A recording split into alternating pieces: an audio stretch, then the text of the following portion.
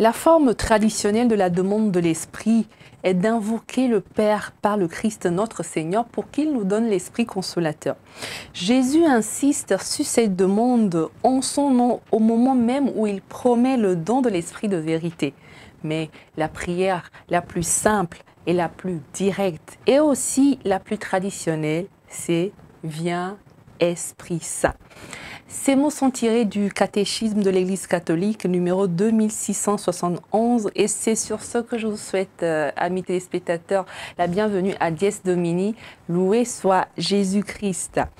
Je suis très ravie de vous retrouver après ce petit moment d'absence et j'espère que vous vous portez bien et que vous continuez de rayonner dans la joie de la résurrection de notre Seigneur.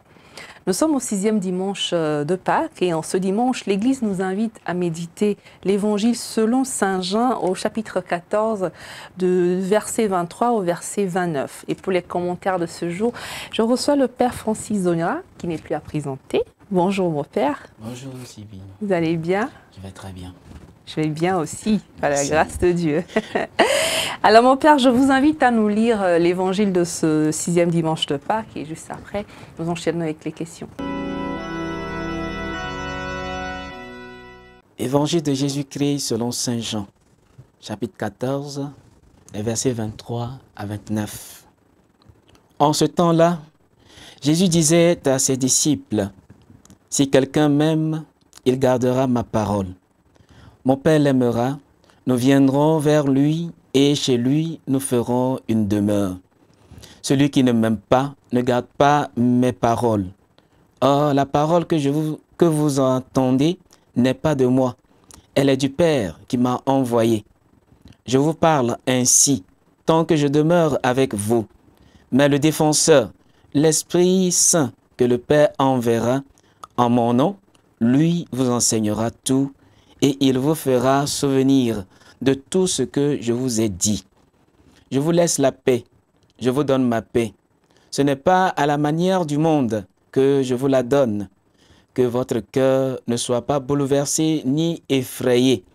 Vous avez entendu ce que je vous ai dit. Je m'en vais et je reviens vers vous. Si vous m'aimiez, vous seriez dans la joie, puisque je pars vers le Père, car le Père est plus grand que moi. Je vous ai dit ces choses maintenant, avant qu'elles n'arrivent. Ainsi, lorsqu'elles arriveront, vous croirez. » Acclamons la parole de Dieu. Louange à toi, Seigneur Jésus. Merci, Père Francis. Alors, mon Père, comme nous avons l'habitude de le faire, est-ce que vous pourriez nous situer ce test de Saint Jean dans son contexte? Okay. On est toujours dans le temps de Pâques, les dimanches après Pâques.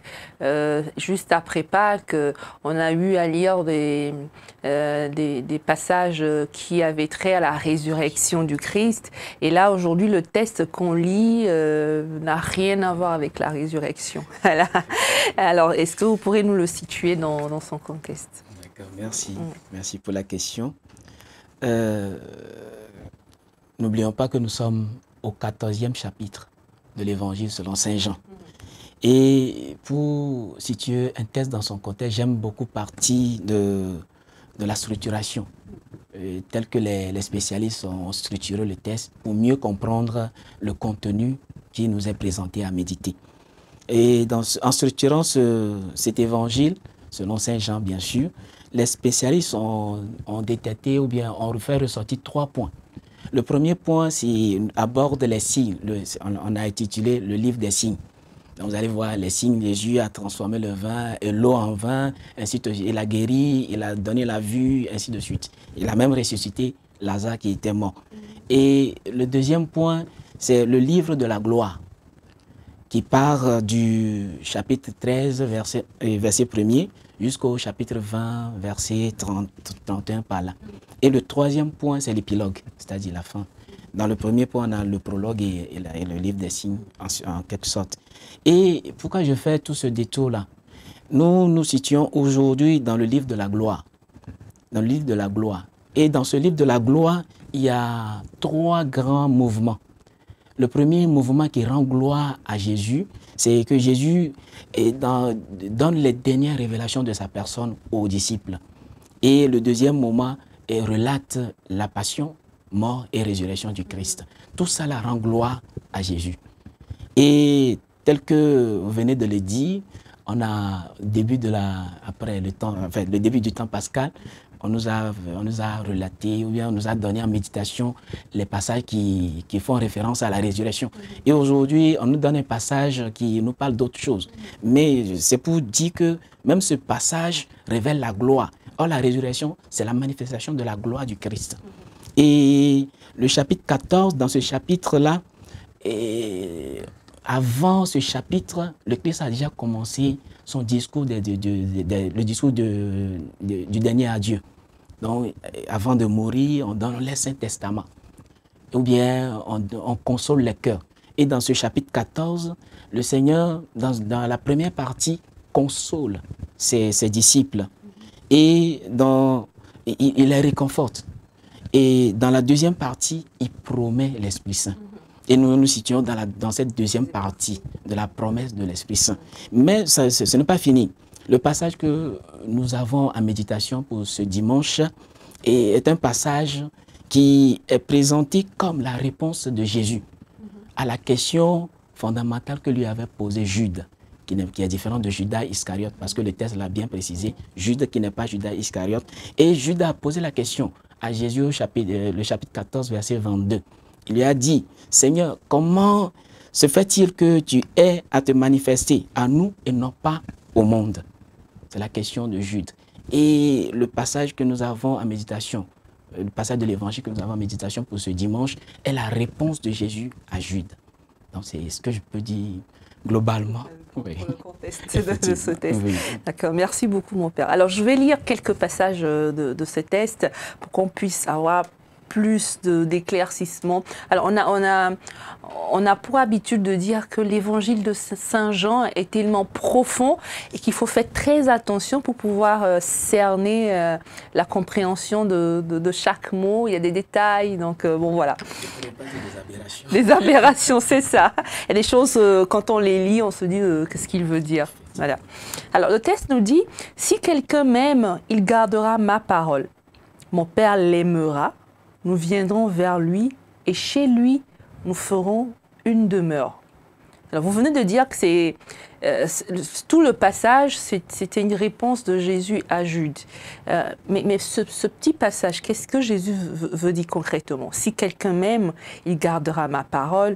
Mon Père l'aimera. On se dit c'est une condition, c'est-à-dire si la personne m'aime, mon Père l'aimera. Et nous viendrons vers lui et chez lui, nous ferons une demeure. Est-ce que vous pourriez nous expliquer ce passage, mon père? Oui. Avant d'aborder la question même, j'aimerais souligner aussi le passage suivant, qui dit « Celui qui ne m'aime pas ne garde pas mes paroles ». Oui. Cela veut dire qu'il ne pourra pas avoir en lui la demeure du Père et du Fils, oui, en quelque sorte. Mais la question est fondamentale, du fait que le Christ répond à la question de Jude en commençant par l'amour, en commençant par parler de l'amour. Et je pense que quand le Christ dit « Mon Père l'aimera et nous viendrons établir notre demeure chez lui », cela veut dire que Dieu a une autre manière de manifestation. Ou bien le moyen que Dieu a choisi pour se manifester est incompréhensible au monde qui n'a pas en lui l'amour. Donc il faut avoir en soi l'amour pour pouvoir accueillir le moyen que Dieu a choisi pour se manifester. Et Dieu veut se manifester parce que la question de Jésus, comment se fait-il que tu décides de te manifester à nous et non pas au monde? Et Jésus dit, c'est celui qui m'aime, qui m'accueille, c'est celui-là qui bénéficiera de ma présence, c'est-à-dire de ma manifestation. Si tu ne m'aimes pas, tu ne pourras pas bénéficier de cette manifestation-là, de cette présence-là. Et c'est une demeure continuelle que le Christ promet à celui qui l'aime. Donc la condition première, c'est l'amour. Et la deuxième condition, c'est de garder sa parole. Parce qu'il a dit, celui qui m'aime gardera ma parole.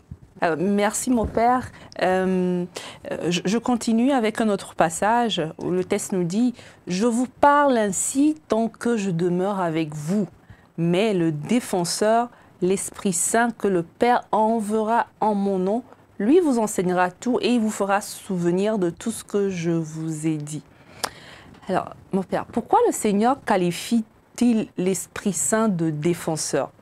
Est-ce que ce n'est pas lui-même le défenseur? Enfin, c'est ce qu'on a l'habitude de nous dire. Jésus est notre défenseur auprès du Père. Ou bien, il y a une différence entre sauveur, défenseur. Bon, bref. Alors, est-ce que c'est lui le défenseur? C'est l'Esprit Saint le défenseur. Si l'Esprit Saint le défenseur, Jésus, lui, il est quoi pour nous? Bon, vous l'avez précisé, vous l'avez bien dit. Hein. Jésus il est le défenseur auprès du Père. C'est ce qu'il nous dit Saint Jean dans ses lettres. Mais ici, il dit, ailleurs, le Christ a dit quoi? Et quand on vous verra comparaître devant les rois, devant les tribunaux, ne vous souciez pas de ce que vous allez dire. L'Esprit, le Paraclet, sera avec vous et lui il vous soufflera ce qu'il faut dire. Donc, il est le défenseur et notre défenseur auprès des hommes, je peux dire. Dans des situations difficiles où on ne sait pas quoi dire, on ne sait pas quoi faire. Il est là. Parce que, mine de rien, l'Esprit Saint, c'est lui qui vient continuer la présence du Père et du Fils dans le monde. Parce que Jésus dit, je m'en vais vers le Père, mais je vous enverrai. Vous ne serez pas seul. Il dit, je m'en vais, mais je serai toujours avec vous. Et après, il promet l'Esprit Saint. Donc, l'Esprit Saint vient continuer sa présence. Voilà pourquoi il dit, si tu m'aimes là, il y aura ma présence toujours continuelle en toi, c'est-à-dire ma demeure. Donc, celui qui établit la demeure. Voilà pourquoi on appelle l'Esprit Saint la Shérina, ou bien la Shekinah, on dit Shekinah, mais Shérina, oui, la Shekinah.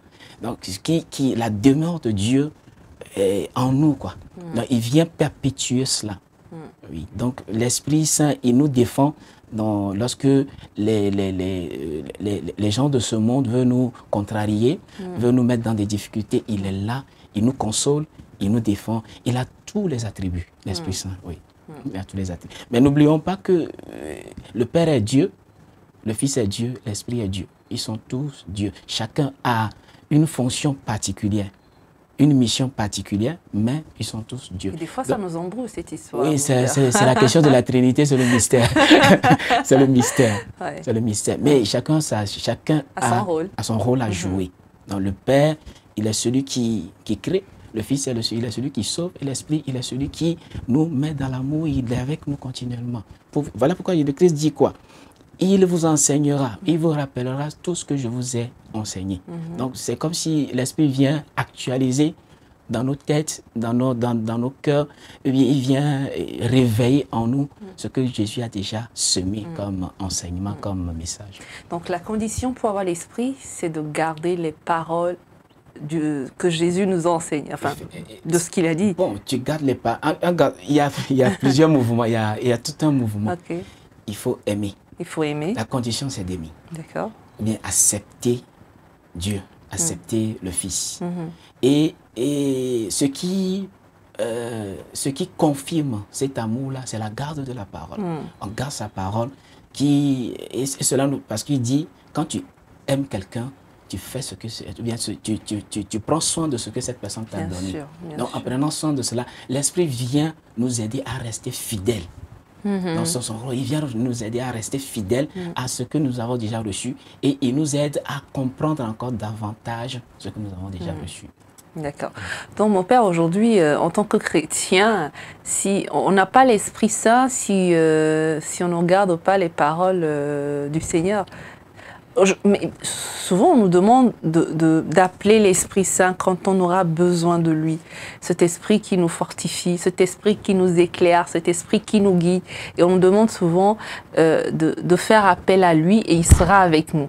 Mais si je m'appuie sur ce texte, en fait, l'esprit ne peut pas venir en nous tant qu'on ne garde pas les paroles du Seigneur, ou bien je ne sais pas trop. L'esprit ne peut jamais venir en nous si on ne l'accueille pas d'abord, si on ne lui fait pas appel. Donc, faire appel à quelqu'un, c'est parce que j'aime cette personne-là que je lui fais appel. Parce que je suis dans des difficultés, je ne vais pas appeler quelqu'un que je ne connais pas, ou bien quelqu'un avec qui je ne m'entends pas. Mais on doit s'entendre avec tout le monde quand même. Je ne peux pas appeler cette personne-là au secours. Mais celui que j'aime et qui m'aime, un amour réciproque, je vais toujours lui faire appel. Donc c'est cela. On fait appel à l'esprit et il vient. Voilà pourquoi la condition première, c'est l'amour. Qui rend présent Dieu en nous. Donc si un peu, on donne toujours cet exemple-là. Bon, ce sont des images, mais c'est profond. Et on dit, ton ange gardien, il est là. Mais si tu ne l'invoques pas, si tu ne l'appelles pas au secours, il ne va jamais. Il sera là en train de t'appeler, en fait, de te tendre la main, de t'attraper sa main. Mais si toi, tu n'attrapes pas, tu ne fais pas l'effort de l'attraper, tu ne pourras pas. Et Dieu nous a créés libres. C'est ce que nous avons en propre et que les anges n'ont pas. Nous avons cette liberté-là de le choisir ou de ne pas le choisir. Donc si je l'accepte et je le choisis, il vient opérer, il vient rester en moi, il vient opérer des choses en moi. Mais si je ne l'accepte pas, voilà pourquoi celui qui ne m'aime pas ne garde pas sa parole. Et l'esprit ne pourra jamais travailler. Sa présence ne sera jamais en cette personne-là. C'est clair. Merci. Alors, plus loin, le texte nous dit, je vous laisse la paix. Enfin, c'est Jésus qui le dit, je vous donne ma paix. Ce n'est pas la manière du monde que je vous la donne. Alors, mon Père, c'est quoi la différence entre la paix du monde et la paix donnée par Jésus? C'est quoi la paix donnée par Jésus et c'est quoi la paix du monde? Et c'est quoi, en fait, je passe peut-être dans des questions philosophiques, c'est quoi la paix à laquelle aspire l'être humain? Et quelle est la bonne? C'est la paix donnée par Jésus ou la paix donnée par le monde? Bon, je sais que vous êtes prêts, vous allez me dire c'est la paix donnée par Jésus. C'est pour ça que je pose la première question. C'est quoi la différence entre la paix donnée par Jésus et la paix du monde? C'est quoi déjà la paix du monde en fait? Je vais prendre une analogie. Nous tous, on aspire au bonheur. Ouais. Mais d'abord, sur le plan philosophique, on sait qu'il y a plusieurs niveaux. Oui. Et souvent, nous choisissons les petits niveaux pour ne pas atteindre le niveau excellent ou bien le niveau supérieur. Oui. Et pourquoi je fais cette analogie-là? C'est la même chose avec la paix également. On peut choisir des bonheurs, des paix passagères ou bien éphémères. Et quand Jésus dit « Je vous donne la paix, pas à la manière du monde », nous tous nous savons la paix à la manière du monde. On définit la paix comment? C'est absence de guerre, c'est absence de conflit. Oui. Donc on parle de paix lorsqu'il n'y a pas de conflit. Oui. Mais il y a des gens, on peut cohabiter et ne pas être en paix. Mais on n'est pas en palabre, on ne se bagarre pas, mais on n'est pas en paix. Je ne sais pas si vous voyez. Et la paix que Jésus donne, ce n'est pas une paix superficielle. Ce n'est pas une paix éphémère, mais c'est une paix profonde. Et je disais l'autre fois à nos fidèles paroissiens que la paix dont il est question, c'est une paix, quand tu as cette paix-là, même lorsque tu traverses des difficultés, il y a une joie qui se dégage. Vous allez voir que dans le texte, il a encore parlé de la joie. Oui. Je m'en vais et vous êtes triste, mais vous devez vous réjouir. Il devait avoir cette paix-là profonde parce que là où je vais, je ferai encore des choses plus grandes que ce que je faisais ici. Parce que je vais vers le Père est plus grand que moi. Et nous observons souvent cette paix-là chez les saints. Et on a fêté Sainte Rita pas plus que le jeudi passé. Je donnais cet exemple-là. Quand on prend la vie de Sainte Rita, elle a beaucoup souffert. Elle a souffert jusqu'à avoir la marque de la souffrance du Christ dans son corps, dans sa chair. Elle a été stigmatisée parce que à cause de la senteur, tout ça là, elle a été écartée un peu de la communauté. Donc elle a souffert la passion jusque dans sa chair et dans sa psychologie. Parce que lorsqu'on prend un malade, quelqu'un qui est malade et qui a été abandonné, la souffrance devient encore plus atroce. Et elle a expérimenté ça. Donc, elle souffrait dans son corps et elle a encore souffert dans sa psychologie. Mais au fond d'elle, il y a toujours une paix. Et les gens venaient chercher cette paix-là. C'est le mystère, mais c'est cela. Donc la paix que Jésus nous donne, ce n'est pas une paix sans souffrance, mais c'est une paix qui est là, au cœur même de la souffrance, et qui nous donne la joie, et qui fait rejaillir sur nos lèvres une joie qui n'est pas une joie à la manière, en fait, à la manière humaine, mais une joie plus profonde. Les gens ne te verront pas et comment on l'appelle, et rire aux éclats, mais en te voyant, ils savent que tu es dans une paix profonde. Et on n'est pas troublé. Effectivement. Et lorsqu'on accompagne des malades qui sont en fin de vie, on observe cela. Des fois, vous allez voir la personne rayonne. Et on sent qu'il y a une souffrance. Il y a la souffrance, certes. Mais au-delà de cette souffrance, il y a quelque chose qu'on ne pourra pas expliquer, que la personne même n'arrive pas à expliquer. Mais il y a quelque chose de plus profond. Et c'est cette paix dont il est question ici. Mon père, vous l'avez déjà expérimenté, cette paix. Quand vous en parlez, je me dis, ça doit être bien d'avoir cette paix-là qui, même quand vous êtes dans des moments difficiles, quand vous traversez des périodes difficiles, d'avoir cette paix qui fait en sorte qu'on ne soit pas troublé et que le monde autour se dit, tu traverses des moments difficiles, mais toi, tu sais que... Je ne sais pas, je ne pense pas que je l'ai encore expérimenté. J'ai bien envie, mais comment est-ce qu'on fait pour expérimenter cette paix que Jésus donne? Bon, moi je ne veux pas me prêcher, mais je parlerai plutôt des expériences, ou bien ce que les gens ont reflété. Donc c'est de ça. Voilà pourquoi il donne ces exemples-là. Parce que c'est plus observable chez quelqu'un d'autre que chez soi. Oui, chez soi, quand tu le dis, les gens diront, mais lui là, il est en train de planer. Alors que peut-être c'est quelque chose que tu as vécu de manière profonde. Ouais. Sinon, au-delà même, il faut l'observer chez d'autres personnes. Chez des gens, surtout les malades. Quand tu fais la pastorale des malades, il y a cette expérience-là qu'on vit profondément. Est-ce que vous ne pensez pas que c'est de la résignation de la part de ces malades qui se disent, bon, je ne vais pas guérir de toutes les façons, donc il n'y a rien à faire, donc je transcende cette souffrance que j'ai, cette souffrance physique, je la transcende, et bon, voilà, je me laisse aller, ce n'est pas ça? C'est le mot même.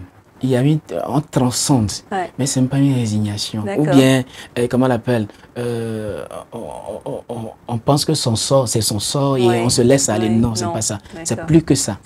On transcende la souffrance et en transcendant cela, parce que dans le sacrement des malades, ou bien dans l'étude du sacrement des malades, on voit que la consolation vient parce que le Christ a souffert tout ce que nous traversons aujourd'hui. Et lorsque nous l'appelons au secours, il vient nous faire, il faut que nous on fasse le pas et il vient nous aider à transcender la souffrance. Donc c'est le mot même, on transcende cette souffrance-là. Et non pas que, on vit dans une sorte de déni, non. On ne dénie, en fait, on ne nie pas la souffrance. On sait que la souffrance est réelle, mais on a transcendé la souffrance à tel point que on est dans la souffrance, mais il y a une joie profonde. Wow. Un peu comme une lumière qui brille légèrement dans l'obscurité.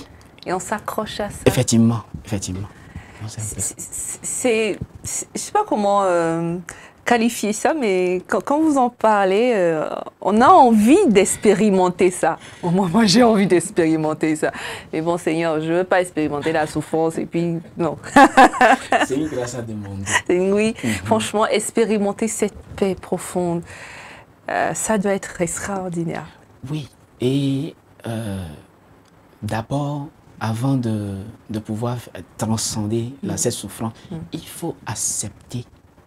C'est le premier élément. Accepter la souffrance. La souffrance. En fait, accepter la situation dans laquelle on est. Tant qu'on n'a pas accepté la situation, difficile. Effectivement, tant qu'on n'a pas accepté la situation, on ne peut pas décoller. Il faut accepter la situation pour décoller. Et pour mieux, pour transcender maintenant cette souffrance, en fait, c'est cette réalité-là. Et vivre autre chose à part cette souffrance. Mais quand vous en parlez, mon père, c'est vrai, on voit des personnes où ils nous font de la peine. Mais quand tu vois la personne, tu as l'impression qu'il s'en fiche de sa situation. La personne est heureuse, elle est rayonnante. Elle est rayonnante, c'est vrai. Et tu te dis, mais pourtant, moi, tu me fais de la peine, mais pourquoi toi, tu ne prends pas d'importance à ce qui t'arrive? Et c'est là que tu te dis, c'est vrai, la personne a accepté sa situation. Ça, on accepte la situation. Et voilà, c'est vrai. Et si on peut arriver à ce stade, ça doit être bien. Hein. C'est une grâce. C'est une grâce à demander. Parce que c'est difficile d'accepter lorsqu'on qu'on est affecté par un mal.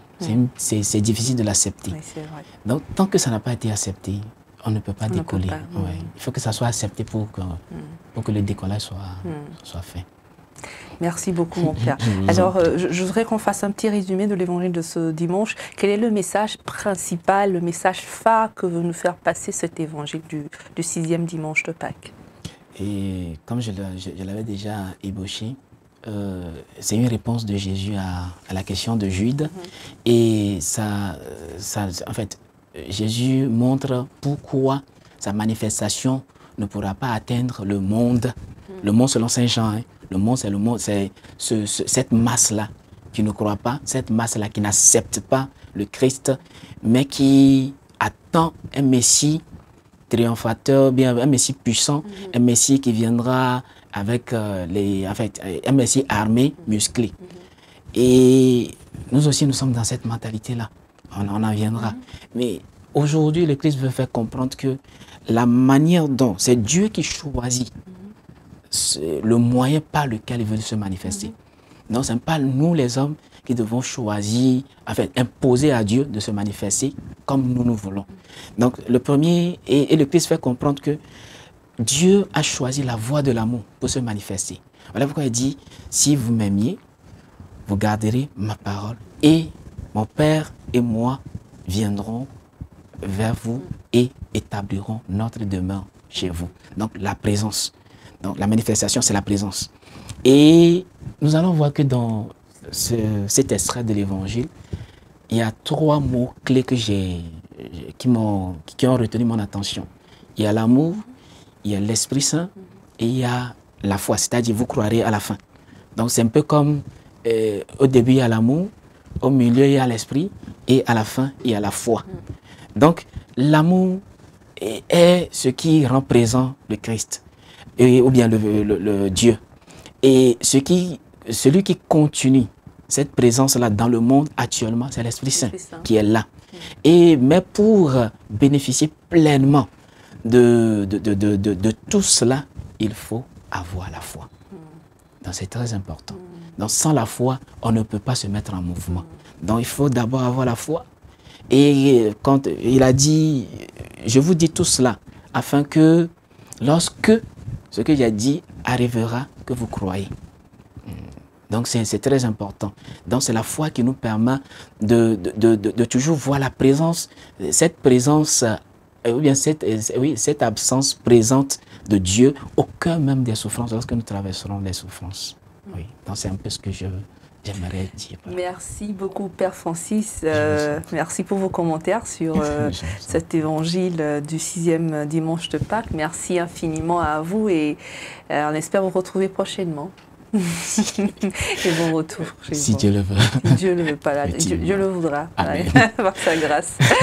Merci à vous aussi, chers téléspectateurs. Et bien aujourd'hui, avant la célébration de l'Ascension et de la Pentecôte, nous pouvons encore relire les paroles du sermon de la Sainte Seine, où nous devons voir les différentes façons de présenter un message tout à fait unique, car il émane de l'union du Christ avec le Père et de la volonté de Dieu de nous associer à ce mystère de l'amour. Un jour, on présenta à Sainte Thérèse de l'Enfant Jésus plusieurs cadeaux pour qu'elle choisisse. Elle a dit avec une grande force de décision, malgré sa jeunesse, « Je prends tout ». Et quand elle eut grandi, elle comprit que se prendre tout devait être concrétisé en désirant être l'amour dans l'Église, car un corps sans amour n'aurait aucun sens. Dieu est ce mystère d'amour, un amour concret, personnel, devenu cher dans la personne du Fils Jésus qui en arrive à tout donner. Lui-même, sa vie et ses actes sont le plus clair et le plus grand message de Dieu. La paix naît de cet amour qui embrasse tout. La paix aujourd'hui nous manque. Elle nous paraît un rêve. Nous voulons la paix, mais partout ce n'est qu'angoisse et violence. Nous n'atteindrons la paix que si nous nous tournons vers Jésus, car c'est lui qui nous la donne comme le fruit de son amour total. Mais ce n'est pas la manière du monde qui nous la donne, car la paix de Jésus n'est pas la quiétude et le laisser aller, tout au contraire. La solidarité devient fraternité. Capacité de nous regarder et de regarder les autres avec des yeux nouveaux, comme le fait le Seigneur pour nous pardonner les uns aux autres. De là naît une grande sérénité qui nous fait accepter les choses telles qu'elles sont. On vient d'en parler avec le Père. Et non comme elles nous paraissent. C'est par ce chemin que nous parviendrons au bonheur. L'Esprit Saint que le Père enverra en mon nom, lui vous enseignera tout et il vous fera souvenir de tout ce que je vous ai dit. Vient de nous lire le Père dans l'Évangile de tout à l'heure. Et demandons dans ces derniers jours de Pâques de nous ouvrir à l'Esprit. Nous l'avons reçu lors de notre baptême et de notre confirmation. Mais il faut que, comme cadeau de plus, il ressurgisse en nous et nous fasse parvenir là où nous n'oserions pas aller. Merci de nous avoir suivis. On se retrouve la semaine prochaine pour un nouveau numéro de Dies Domini. Soyez bénis. Au revoir.